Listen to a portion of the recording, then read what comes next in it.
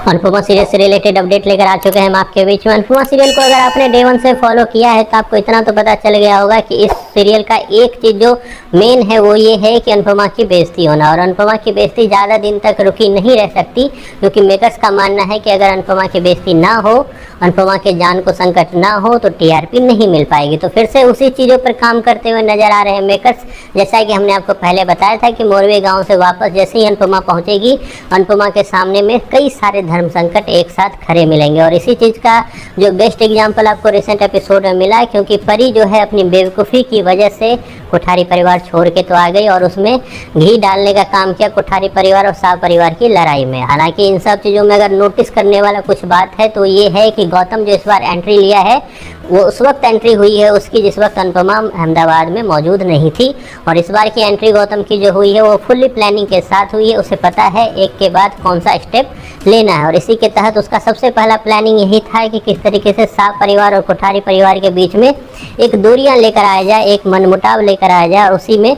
वो सक्सेस होता हुआ दिखा, जिसका रिसेंट एक जो एपिसोड बीता है वो बेस्ट एग्जाम्पल था, जिसमें पराग कोठारी जो अब तक शाह परिवार और अनुपमा की काफ़ी ज़्यादा तारीफ करते हुए थकते नहीं थे, अचानक से उसने गिरगिट की तरह रंग बदला और सब कुछ एक अलग ही रिएक्शन देखने को मिला, जो रिएक्शन उसे एक्सपेक्टेड नहीं था। लेकिन फाइनली उसमें गौतम को सक्सेस मिली और गौतम ने इसी बीच जो है आगे में घी डालने का काम किया कि जर्मनी वाला जो क्लाइंट था, जो क्लाइंट है या नहीं है, लेकिन उसका जो मीटिंग है वो कैंसिल हो गया, जिससे जो कोठारी परिवार को एक तरह से बिजनेस में भी लॉस नजर आया। खैर ये सब कुछ तो होता रहेगा, लेकिन अनुपमा की ज़िंदगी को आखिरकार संकट किससे है? अनुपमा की ज़िंदगी को संकट गौतम से है, क्योंकि गौतम जो है एक के बाद एक जो है वो बदला लेता हुआ नजर आएगा। सबसे पहले उसका टारगेट यही था कि अपने आप को कोठारी परिवार का हितकारी बताए, जिसमें वो सक्सेस हो चुका है। दूसरा प्लानिंग उसका ये था कि शाह परिवार को कोठारी परिवार से दूर किया जाए, उसमें वो सक्सेस हो चुका है। तीसरा प्लानिंग उसका ये है कि अब शाह परिवार तो दूर हो गया है, तो कोठारी परिवार में अगर मुझे टिकना है तो एक रिश्ता बनाना है, जिसके लिए वो ऑलरेडी काम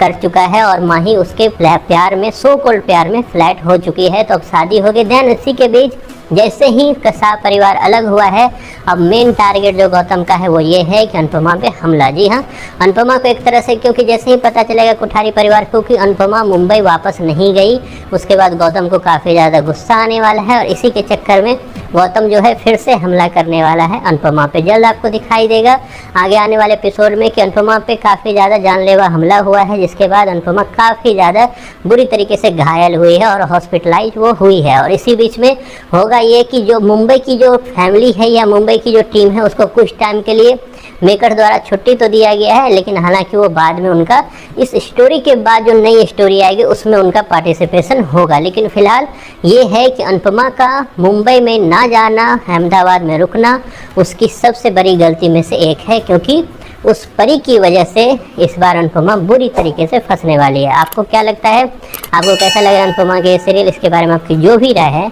कमेंट बॉक्स में ज़रूर बताएं।